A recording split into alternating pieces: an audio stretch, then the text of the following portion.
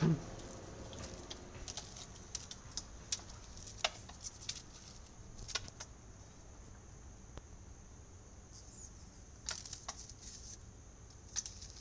ברוך ברסי?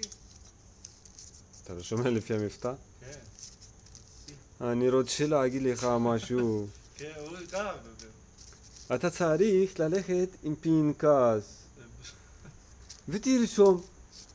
יש אנשים שנכנס להם דרך האוזן, יש כאלה נכנס להם דרך אני ככה אמר לי בהתחלה הוא בטוח אומר לך כן, ככה. אמר לי את זה. כן. יש כאלו מקשיבים, יש כאלו כותבים.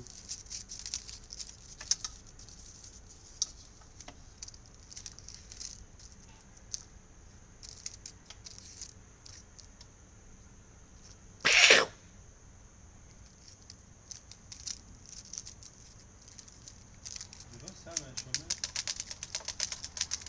סמי, לא? כן. כן, לא. זה לא סמי.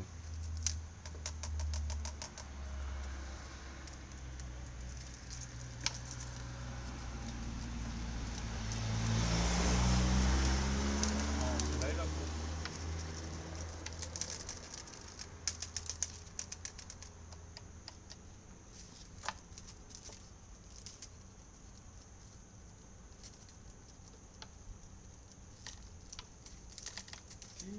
הוא חושב שזה נחש. תראה. ערב טוב. ערב טוב, מה שלומך? בסדר.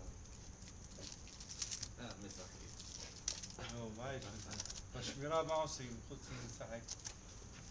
או משחקים, או מגרדים, נכון? כן. או ישנים. ישנים.